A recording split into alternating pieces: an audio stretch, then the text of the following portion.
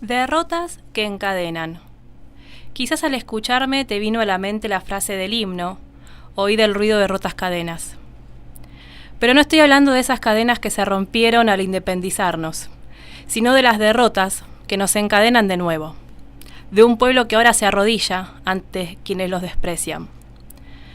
Derrotas que encadenan, un juego de palabras, sí, pero también una sensación. Desde el domingo a la tarde no quise saber más nada de números, ni de porcentajes, ni de ningún análisis. Elegí el silencio, tratando de entender qué fue lo que pasó, cómo llegamos hasta acá, qué nos pasó como sociedad para premiar la crueldad, para festejar el odio, para normalizar la indiferencia. Porque eso es lo que más me duele, la indiferencia, el no me importa, el mientras yo esté bien, el que se jodan los demás. ¿En qué momento nos acostumbramos a convivir con eso?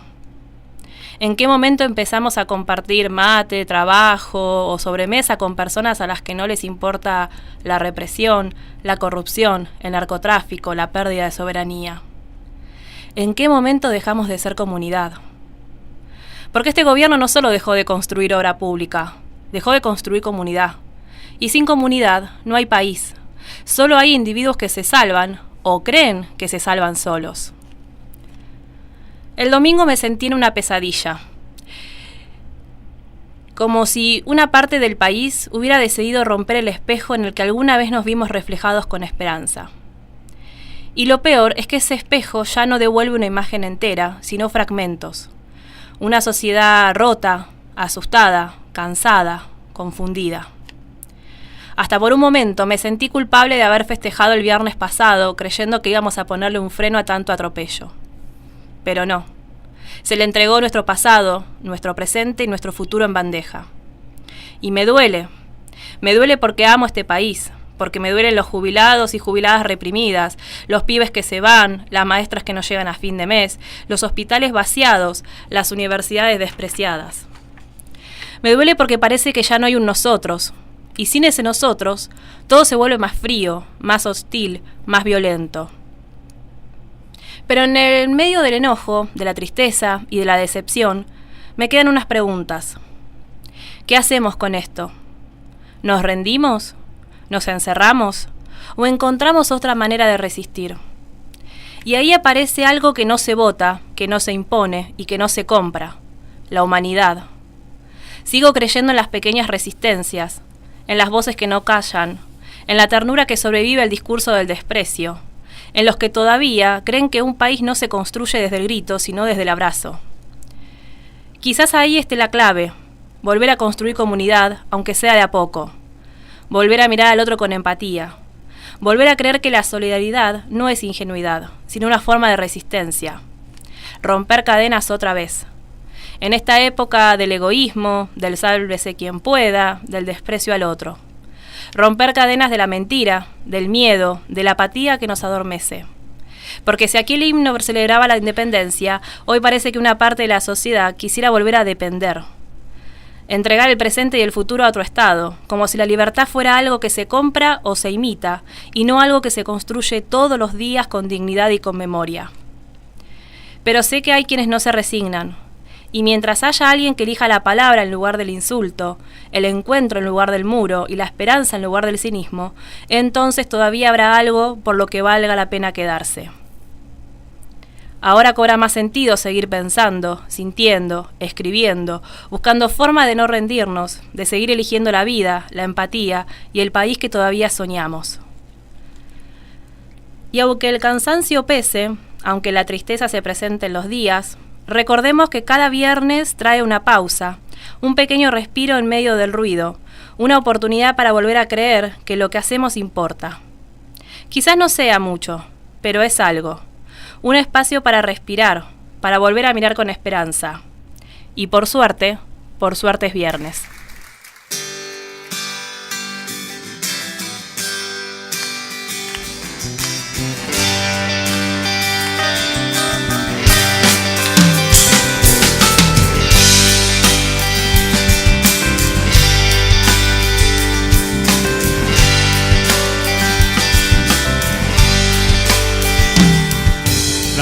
Se derrumba sobre su propia tumba, recambio de valores.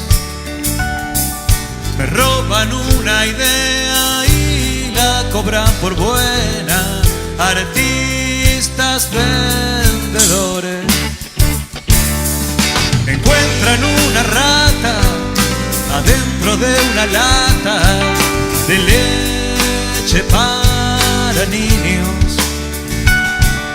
Devuelvan los implantes, error del fabricante, 3 talles menos de corpiño.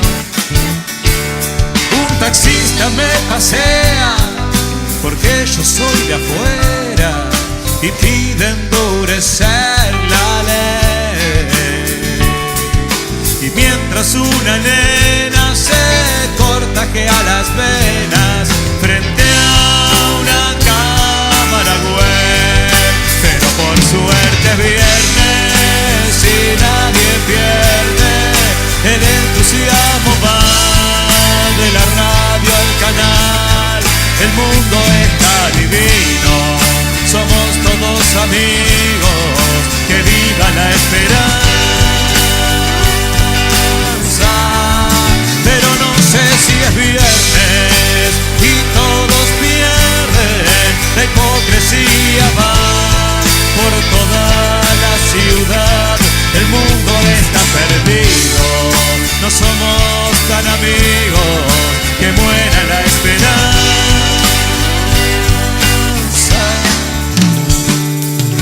Un hombre está esperando, un corazón andando, y tarda tanto el colectivo. Buscan una piba que falta hace 3 días en el fondo del río. Detienen a un cualquiera cruzando la frontera con 25 gramos. Y mientras los camiones de los emperadores les pasan por al lado, la tierra da temblores llevándose a millones y nos acusan de pecadores.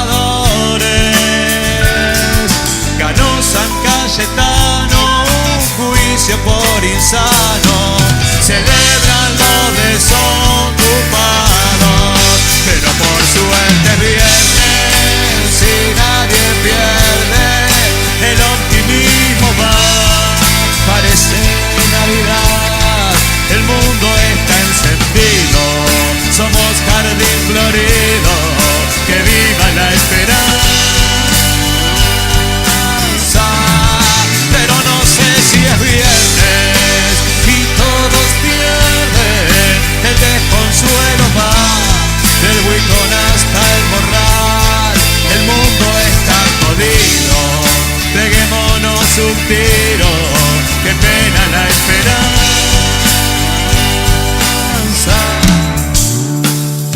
Se muere un viejo bueno y nace un carcelero, la madre está orgullosa y llegan los parientes con flores y presentes. Es una noche tan hermosa. Hola, buenas tardes, ¿cómo están?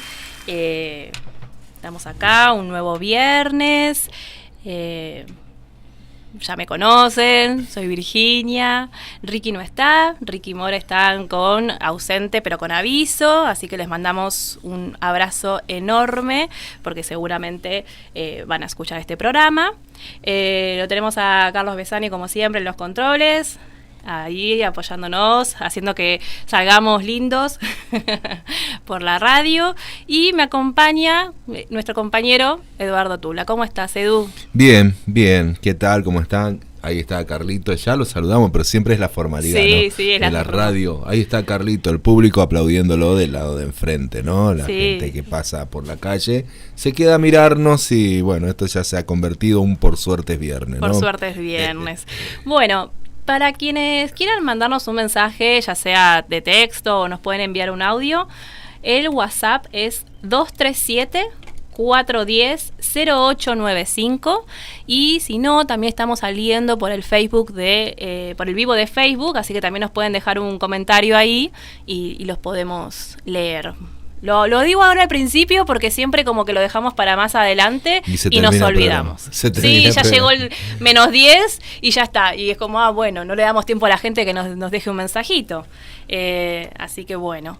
¿Qué semana, Edu? Es una semana, digamos, parafraseando la historia, una semana trágica. Sí. Después de lo que vivimos el domingo, bueno, yo creo que, yo no sé si, no voy a decir muchos, pero sí me voy a hacer cargo de lo que estuve haciendo toda la semana, es de buscar alguna respuesta, no digo una respuesta, de buscar alguna respuesta, y he estado mirando entrevistas, y dentro de esa entrevista he mirado a varias personas, y uno de ellos es un psicoanalista, ¿no?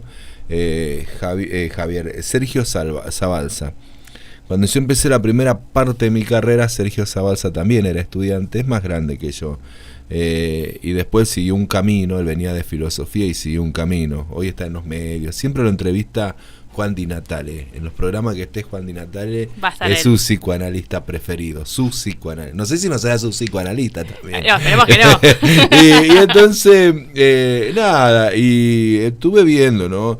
Y me quedó una frase que él tira, dice... digamos, en un suicidio, no es que cuando una persona se tira por la ventana, lo que está haciendo es buscando el marco y se cae, no es que se tira, se cae porque está buscando el marco.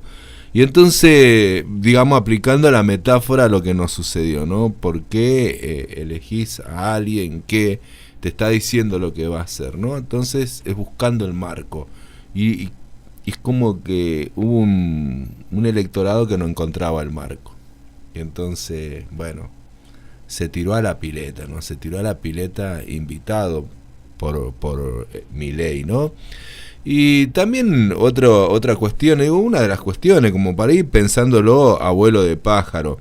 Y otra de las cuestiones que también he estado viendo en esto de recorrer y buscar informaciones es el discurso psicótico, ¿no?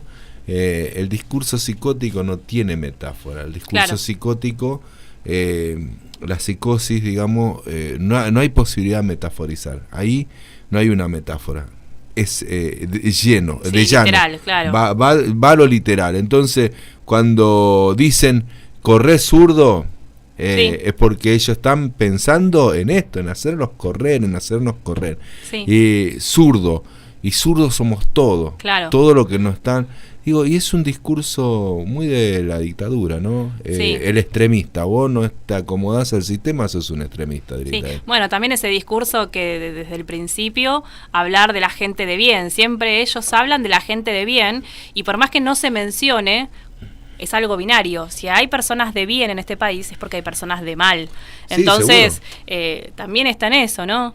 Que hay un montón de frases y discursos que fueron imponiendo en estos años, mucho antes del 2023, vamos a ser sinceros.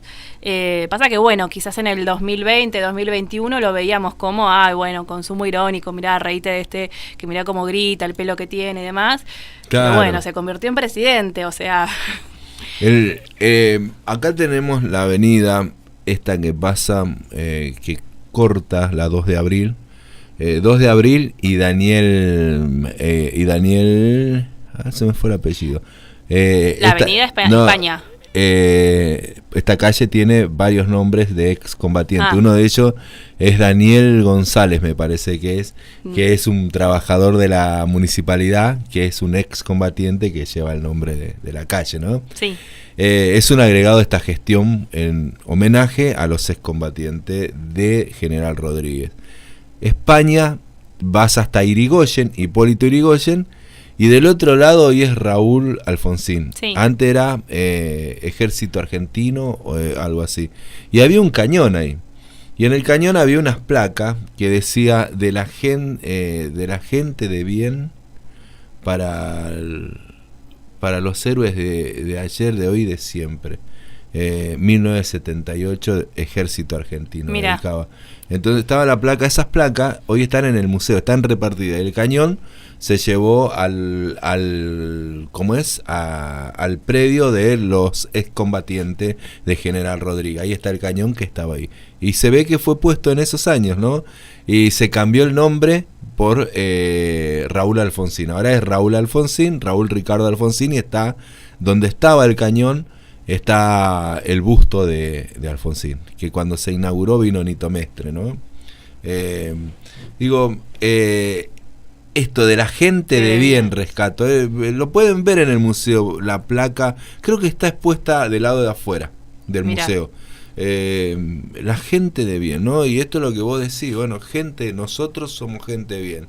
Entonces siempre hay un otro que va a cargar con nuestros defectos, entendiéndolo, ¿no? Desde y quizás ya muy desde la psicología social, el emisario, ¿no? El expiatorio, el chivo expiatorio. En un grupo tiene que haber siempre un chivo expiatorio. Siempre. Y siempre hay alguien que reúne las características para pasar a ser, para cumplir ese rol, como el que reúne la característica para líder y el del sector medio, ¿no? Pues hay alguien que siempre uno, en una familia, en un grupo, uno ve que alguien se hace cargo, otro está en el medio y apoya al que se hace cargo, y otro que aparece como el chivo emisario. Si eso no se da en un grupo, no es grupo. Claro. Entonces, ¿cómo tramita el grupo eso?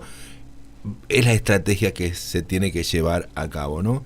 Y en la sociedad pasa lo mismo en nuestra sociedad, ¿no? La gente de bien y la gente de mal. La gente de mal viene a ser depositaria de las miserias que tiene la gente de bien, ¿no?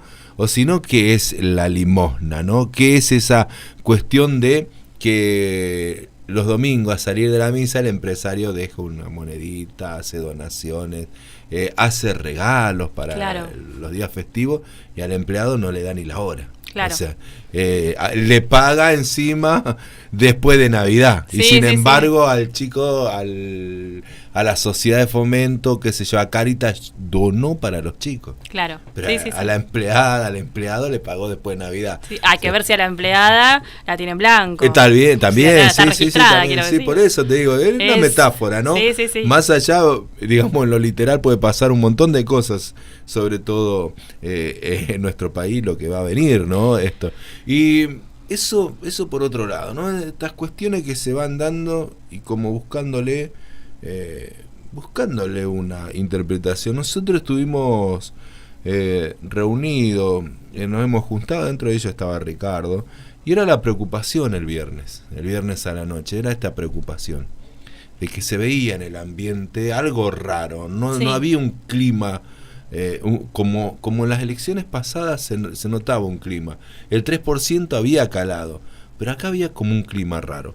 Es más, yo miré las encuestas y Clarín y todo eso daban 1,4 a un punto, 4 por encima de Fuerza Patria, a La Libertad Avanza, y era medio como raro, no era esperado esto. No era esperado esto. Entonces nos quedamos con esa lectura. Un poco Ricardo adelantaba y decía, lo había dicho un poco acá en el programa anterior, ¿no será que está pasando algo que no estamos pudiendo ver? Y de remate, ayer, nosotros los jueves tenemos un programa en otra radio que es de rock, pero el operador es un compañero comprometidamente político en cuanto al pensamiento, ¿no? Y me pasa un escrito que él había escrito hace un año, más de un año, pero ya hace rato, y viene pensando esto del peronismo. ¿Qué está representando? La pregunta, ¿no?, del escrito es ¿qué representa el peronismo hoy? Si esa clase, esa base de la clase trabajadora de la cual hablamos ya casi no existe, ya casi está extinta. Claro. ¿no? Entonces, ¿por qué? Porque no hay fábricas como había en el periodo del pleno empleo, ¿no? Claro. Hoy hay fábricas como por ejemplo la Serenísima, Toyota. Sí, pero después hay una gran parte de la sociedad pymes, que y después tener ofrece servicios. Eso, ahí está. Entonces, ¿qué es lo que va a representar, no? Y hay como una separación. Entonces, desde el 76 para acá, digamos, la herida que sufre el peronismo, porque desaparecen los cuadros. Claro. Los cuadros más importantes los desaparece. Y cuando hablo de desaparecer estoy hablando en términos literales, porque la Mercedes-Benz, por ejemplo, se llevó a la comisión de la comisión interna de delegado entera, la comisión entera, 17 personas. Y además, después, digamos, esta cuestión siniestra, ¿no? Del cinismo siniestro, le seguían pagando a cada uno el sueldo, a cada una de la familia el sueldo. Mira. El alemán seguía pagando como el empresario de bien, claro, pagándole a la familia. Es terrible, digo, lo que nos pasó como sociedad, esa tragedia que nos pasó. Entonces siempre, nunca es de un día para otro, son semillitas.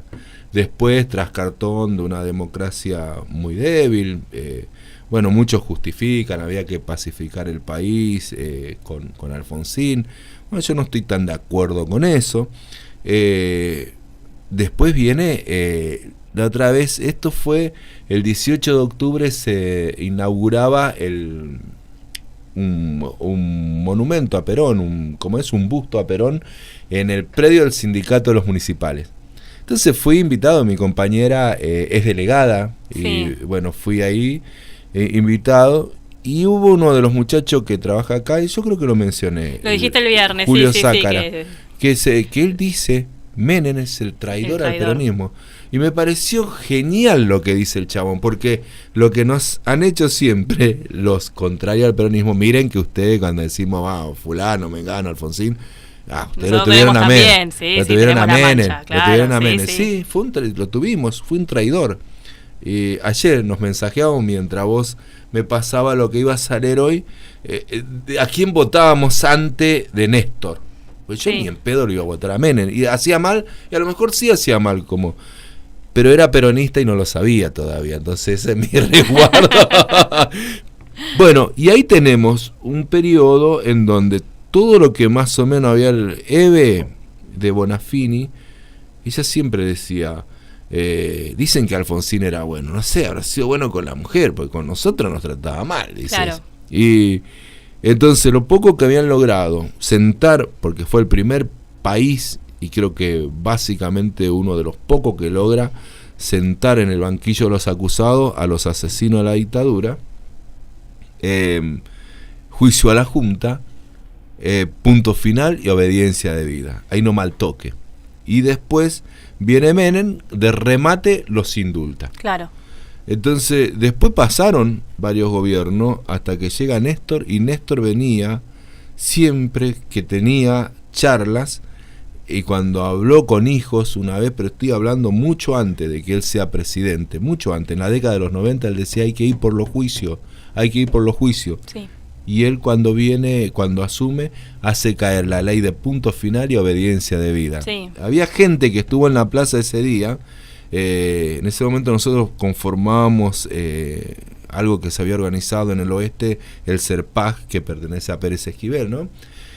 Y había ido un par de gente ahí del grupo donde yo estaba participando en ese momento, y dicen que todos estaban enojados porque dice, va a venir como siempre hacen los políticos, vienen y se copan el escenario y el discursito y bla bla bla, y ahora se va a apropiar de toda nuestra lucha de todos estos años.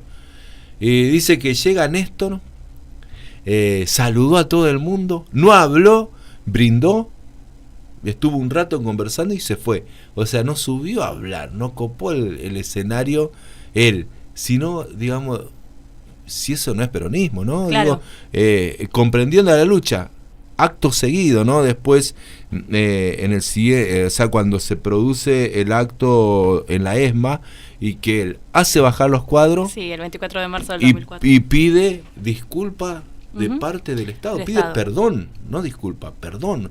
Disculpa sería disculpame, ¿no? Pero perdón desde el Estado. Y nadie había pedido desde el Estado Nacional, y eso es un poco reconstituir las redes, los lazos sociales, ir por las paritarias, ¿no?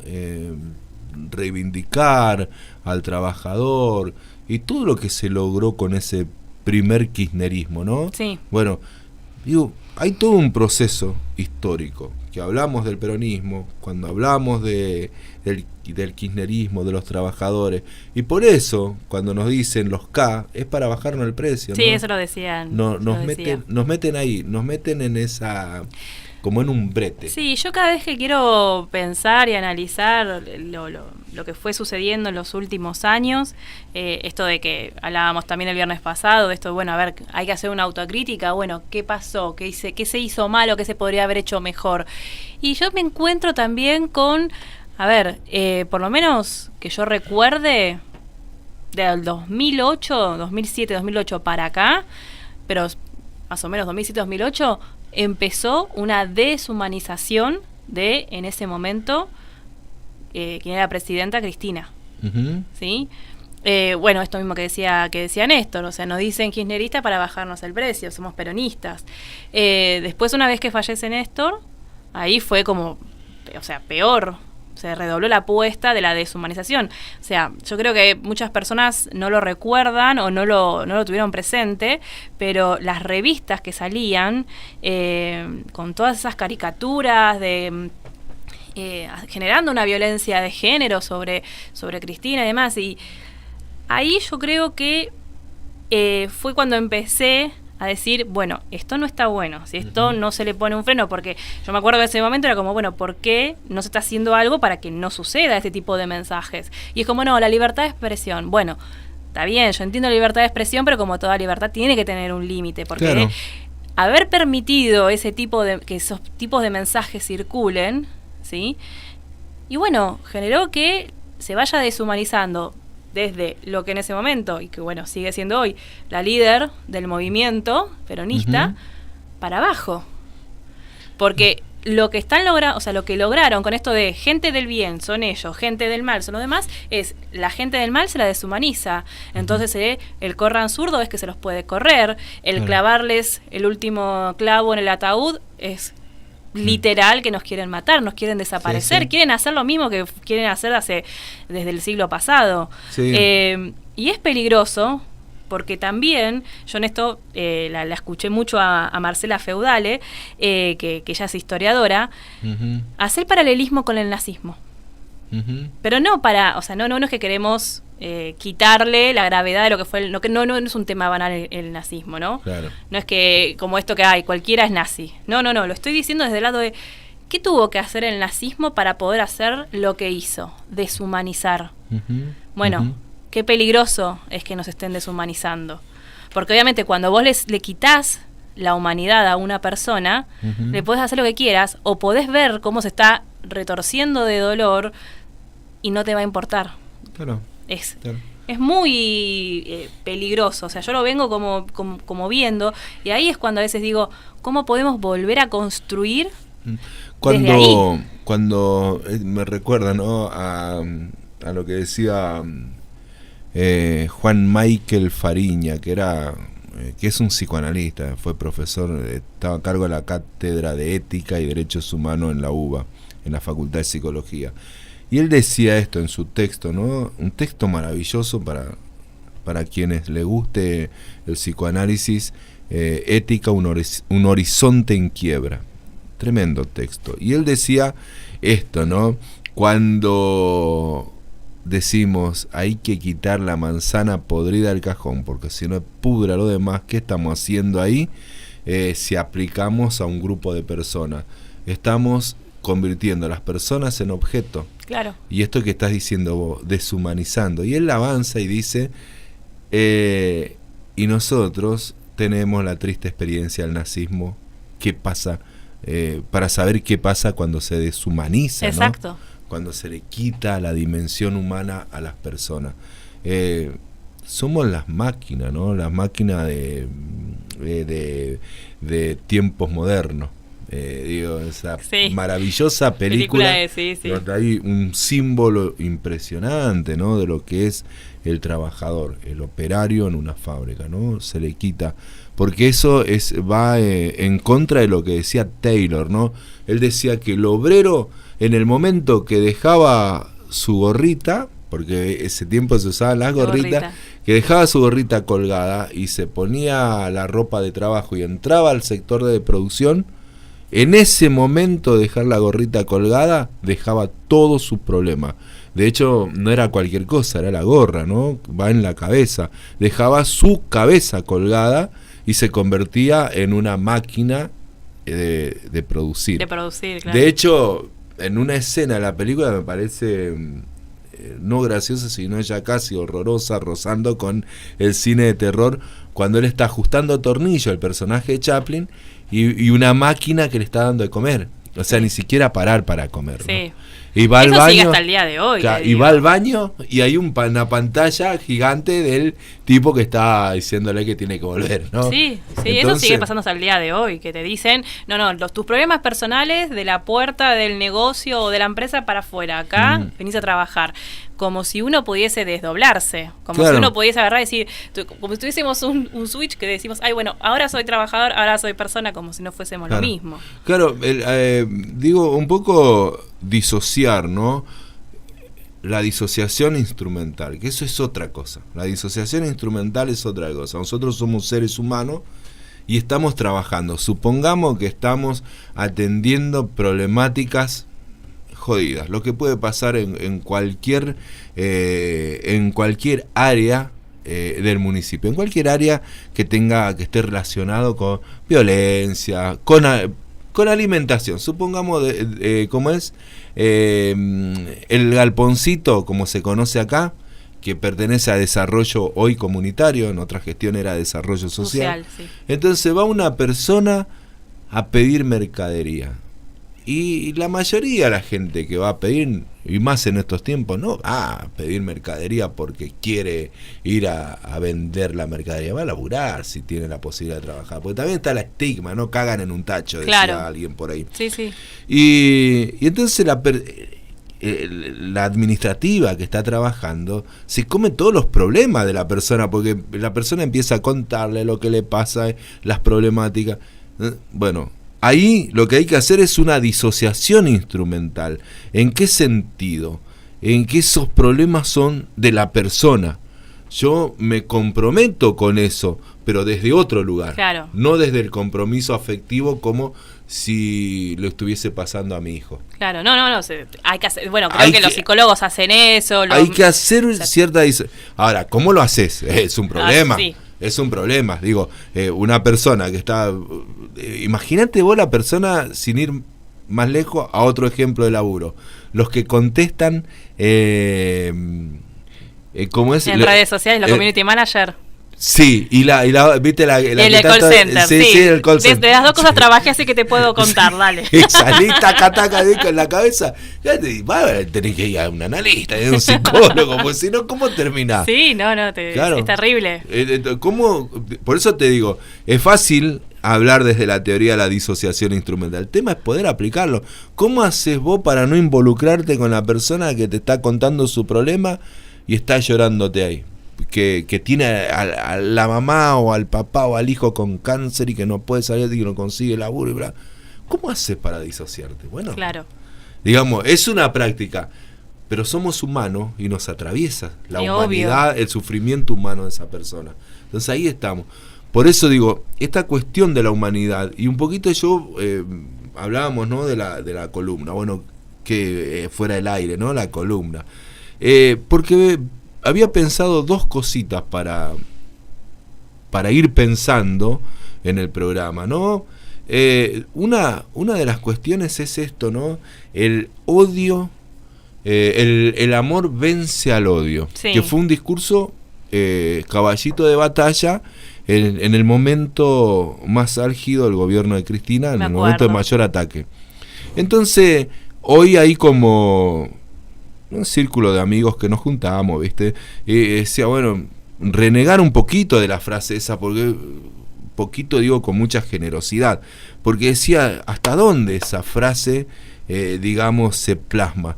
Y entonces, ahora, está bien, yo puedo renegar de la frase si, como dice, como es el amigo Diego Asmat, si la hipeo, odio a los hippies, el compañero, si la hipeo, ¿no?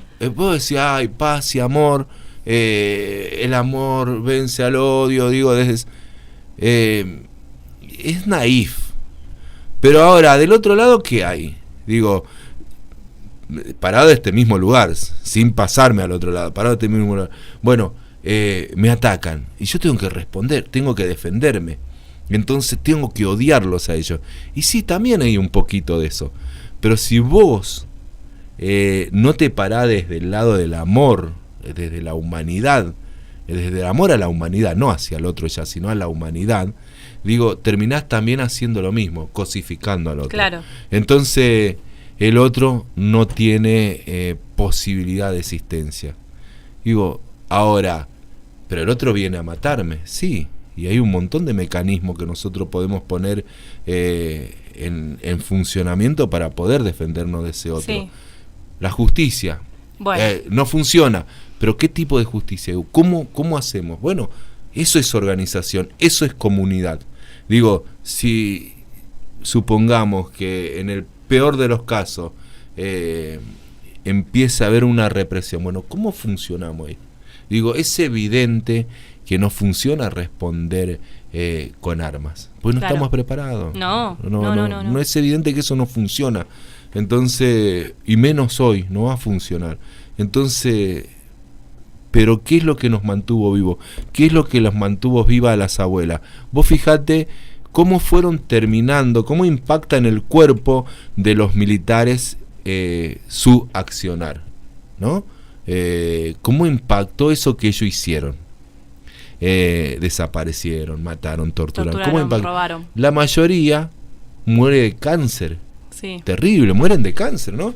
Y cómo impactan las abuelas que fueron las afectadas, ¿no? Pelearon por sus hijos.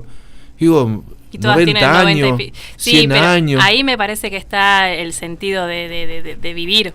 Y del amor. Y del amor. Del amor, digo, del amor a la humanidad. Tal cual. Porque porque si vos las escuchás... Ellas no buscaron venganza. No, y cuando Eve, yo hace muchos años conversaba con Giselle, que era una compañera de trabajo que habíamos en La Boca, compartíamos espacio, psicóloga también Giselle, y íbamos conversando y entonces ella estaba en desacuerdo de esto de Eve, decir que Eve no quería recuperar los cuerpos, que para ella no había que buscar los cuerpos, que era el pedo que las antropólogas forenses vayan a buscar los restos. Ella no quería buscarlos. Y entonces yo no entendía, Eve decía, bueno, sí, en un error, ¿cómo no va a querer? Y un día estábamos en el Instituto Patria y ella habla, y entonces la llevan a hablar y ese día era muy gracioso porque ella decía que le habían prohibido que putee. Sí, me acuerdo. Y entonces decía, bueno, cuando yo digo Macri, pulenta, ustedes saben lo que estoy diciendo. Sí, sí, y entonces ella dice ahí, dice, nosotras no queremos recuperar los cuerpos de nuestros hijos, porque nuestros hijos renacieron en ustedes, en la lucha. Claro. Entonces, digo, ella para mí lo entendía como encontrar los huesos del desaparecido era cerrar la historia. Y si ese hueso seguía, si ese hijo permanecía desaparecido, sus huesos permanecían desaparecidos, sus restos, habría la historia, porque era una semilla sembrada que habría. Claro. Me parece, se puede coincidir o no, pero me parece una forma hermosa, ¿no? Sí. De seguir la lucha. Sí, y entonces, sí. Sobre todo porque, o sea, uno podría de resignificar, ahí está. Claro, de resignificar, y porque aparte lo hermoso, o sea, el amor que quiero interpretar lo que dijo Eve, es que, a ver, ella personalmente capaz sí quería recuperar el cuerpo de su hijo. Claro. Pero ella sabía que para la causa era más importante que no, para poder mantenerla, por alguna forma de decirlo, viva, ¿no? Sí, o sea, como sí, todavía falta eso. O sea, el amor que tuvo para correrse, ¿sí? De el deseo que capaz que tenía personal para ir por la lucha Ujú. social. Y entonces ahí es donde, digamos, un poquito en un momento medio peleado con la frase, el amor vence al odio, me parece que hoy hay que resignificarla. Y tiene sentido, tiene un sentido profundo, sobre todo hoy cuando desde el gobierno, desde el presidente de la nación, se baja un discurso psicótico que no entiende de metáfora y que es literal y que nos quieren desaparecer de manera literal. Entonces digo, organizarnos, digo, desde la humanidad del otro, porque si caemos en esto de que es un discurso naif, loco, paremos con esta pelotudez, si caemos en esa, podemos caer también o quedar atrapado un poquito en el discurso de ellos. Claro. En ese discurso del odio. Sí. Un poquito podemos y quedar atrapado un poquito es ya teñirnos bastante. Sí, yo creo que esta semana, que como dije ahí en el editorial, no quise saber de números, ni de porcentajes, ni de nada, lo que sí me estuve preguntando es cómo podemos entender a esa parte de la sociedad que apoya a este gobierno. A mí es algo que hay veces que, bueno, voy a decir que me desvela porque por suerte duermo bien, pero sí durante el día es algo que una vez por día me pregunto, no los entiendo, ¿por qué? Porque, a ver, a mí no se me ocurre odiarlos, querer que desaparezcan. Ni en su momento cuando o sea, la UCR, ni en su momento Cambiemos, o sea, existen. No estoy de acuerdo con ellos. Punto. Pero de ahí a ese odio de justamente querer que desaparezcan, no lo puedo entender. No lo puedo entender. Y me genera, sí, hasta miedo eso. Que tengan esa cosa de hay que odiar al zurdo, por más de que los peronistas no seamos zurdos, pero bueno, nos meten ahí, al zurdo. Bueno, también odian a los zurdos, así que a los de la izquierda quiero decir con cariño. Entonces, desde ahí es cuando digo, yo, que durante toda mi vida tuve como una cosa de entender al otro para ver cómo tener una relación de amistad, de pareja, de algo con el otro, o sea, como entender... y acá es como que no me sale. Llego hasta ahí y digo, ¿por qué? Porque, o sea, no. Yo creo que todo esto nos va dejando cada vez más preguntas que respuestas. Sí. En un mundo cargado de incertidumbres, ¿no? Pero cargadísimo de incertidumbre, cada vez más incertidumbre. Y en un mundo globalizado, en donde ya el Estado, ese Estado benefactor, no tiene sentido. No tiene sentido en el sentido ideológico, ¿no? Porque el mercado no sabe de ideología, sabe de números. Exacto. Entonces los ricos no saben de ideología, no quieren saber, no les importa, más profundo todavía, no necesitan saber de ideología, ellos necesitan saber de ganancias. Si esto es ganancia, si esto es pérdida. Bueno, de hecho nosotros somos un número para ellos. Claro. Por eso hay políticas que a ellos les benefician, pero ¿para qué? Para que nosotros sigamos consumiendo. Porque en el fondo de todo somos consumidores para ellos. Exacto. De hecho, la reforma del 94 entra el consumidor como un estatuto, como un estamento, ¿no? Como una entidad. El ciudadano, era el ciudadano, ¿no? Ciudadano, sí, era el ciudadano, no era el ciudadano, la ciudadana, no había inclusión. Y acá entra en la reforma del 94 el consumidor, o sea, ya dejamos de ser ciudadanos, consumidores, digo. Entonces, el mercado necesita gente más dócil y seguramente también esta cuestión de la población sobrante. Y ahí es donde te meten un discurso. Te meten un discurso que cala hondo, ¿no?, en la sociedad. Ese discurso de la meritocracia. Buah. Y el discurso meritocrático, no hay nada más individualista que eso, Sí. ¿no? Yo lo estaba viendo en la editorial donde publiqué y publicamos varios de General Rodríguez, hoy porque el año pasado hice una publicación sobre Halloween buscando para replicar la publicación esa. Y había un libro, alguien dice, algo así como que corte de autoayuda. Dejé de no sé qué para conocerme a mí mismo, algo así. Sí. Y tiene que ver con esto, ¿no? Con esto, tú puedes, tú solo puedes, Ay, tú sí. solo puedes. Entonces, hazlo tú mismo. Entonces, esta cuestión dejando por fuera lo comunitario, hasta en la religión, ¿no? Vos fíjate, la religión católica, soy, digo, ateo, gracias a Dios, aclaro al público, ¿no? No estoy defendiendo ninguna postura religiosa. La cultura católica conserva esto casi de comunidad, ¿no? Porque ir a misa, vamos todos a pedirle a Dios, está el intermediario que es el cura, pero es la comunidad, pidamos, roguemos. En cambio, la iglesia evangelista, digamos, en general, hay una comunicación directa de vos con el jefe. O sea, el pastor es mero intermediario, pero vos te comunicas con el jefe. Si vos no podés comunicarte porque te anda mal el teléfono, tienen el pastor o la pastora profeta, que viene y te comunica directo. Entonces te dice a vos, Virginia, acá hay una persona así, Carlitos, que Carlitos no tiene plata y tiene que pagar una deuda, pero el Señor me está diciendo que Carlitos te va a venir mucha plata y vas a poder pagar la deuda a Néstor Escobar. Digo, en ese sentido, ahí cambia la jugada. Entonces ahí está jugado el individualismo llevado al extremo, ¿no? Sí. Al extremo. Y hay porque vos ya tenés una conexión directa con el jefe, ¿no? Claro. No tenés que organizarte. Ahí se explica entonces un poco por qué en los últimos 2 años se está hablando de nuevo del resurgimiento del catolicismo. Más personas que, de hecho, hay personas que o se están convirtiendo al catolicismo o que, bueno, habrán sido bautizados, tomaron la comunión y después no practicaron y ahora sienten la necesidad de practicar. Claro. Tiene que ver con eso, con la necesidad de sentirse parte de una comunidad. De una comunidad que no te quiere matar, básicamente. Ayer hablábamos con este amigo que me facilita unos textos, ¿viste? ¿Qué había escrito él? Estamos hablando sobre esto, ¿no? Que nada cae en saco roto.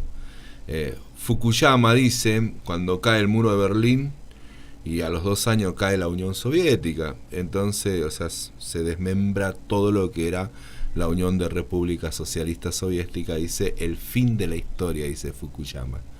Y entonces hoy hay como un resurgimiento de no estoy diciendo el Partido Comunista, de lo soviético, mucha simbología soviética en Rusia. Entonces esto no cae en saco roto, no. Nada cae en saco roto, ¿no? Digo, los chinos desmembrados por todos lados con la guerra al opio.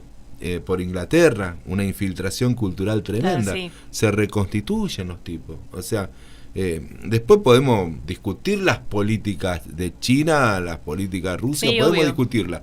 Pero digo, yo estoy hablando en el sentido de la identidad, ¿no? Nada cae en, como también digo, el resurgimiento de las derechas en Europa, digo, el nazismo en Europa, digo, nada cae en saco roto, queda. Por eso nada ha caído en saco roto.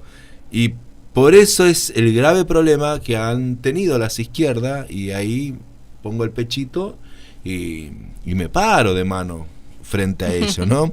Digo, porque querer implantar el marxismo europeo y traerlo de Europa, implantarlo en América, y acá está la herencia católica.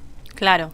Los grandes imperios que han venido, digamos, a conquistar fueron el Imperio Español y el Imperio Portugués, imperios católicos, y trajeron esclavos afro que los convierten al catolicismo, y a todas las comunidades que han vivido acá las han exterminado y las han convertido, digo. Sí. Entonces hay una convivencia desde hace más de 400 años, más 500 años, del catolicismo en estas tierras.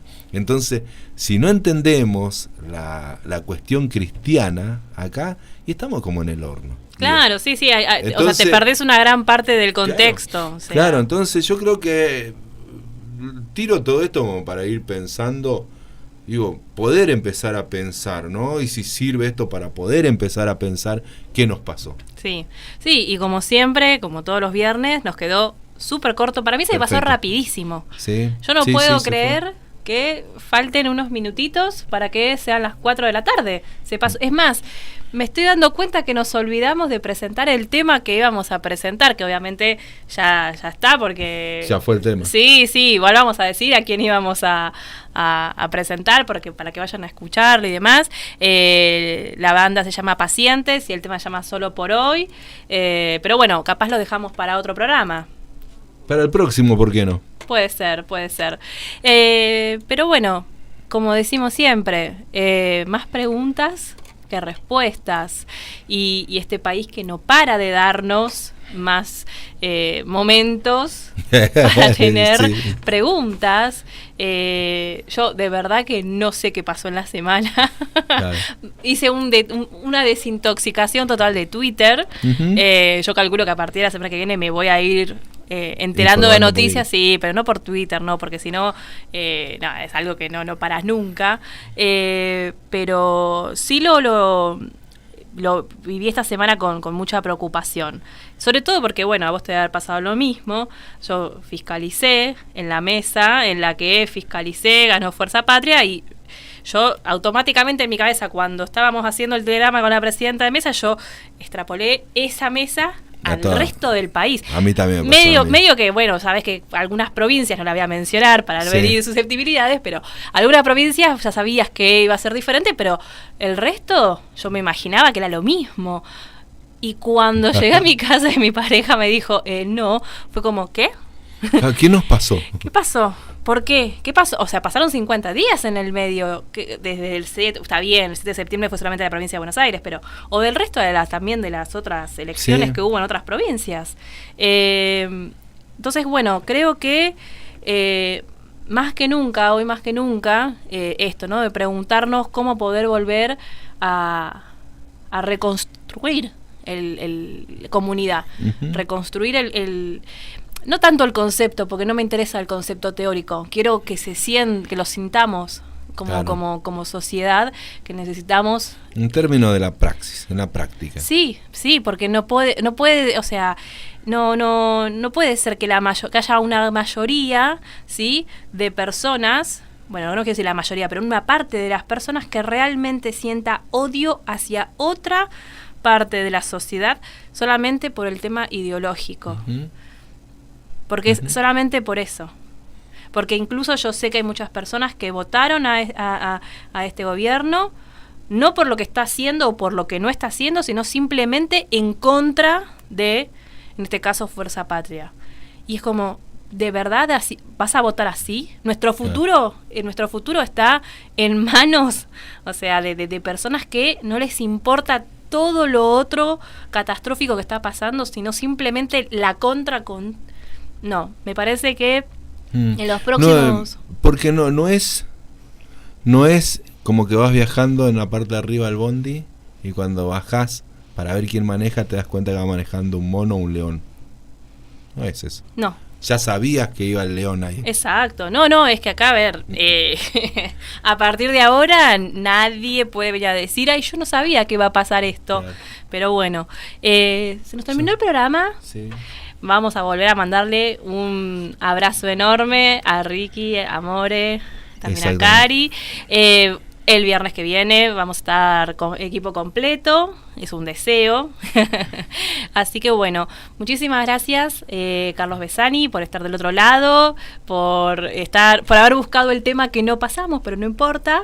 ¿Lo vamos a pasar ahora? Vamos todavía. Gracias, Pacientes, como es solo por hoy, te lo vas a perder. Sí, esta frase, ¿no? Si ven el tema, ven el video, van a ver de qué se trata. Sí, si pueden, vayan a YouTube y búsquenlo, porque los que viajan en el tren se van a reír. Así que bueno, gracias, Edu, por acompañarme. Gracias, nos vemos la próxima semana y bueno, por suerte es por viernes. Suerte es viernes hoy, ¿no?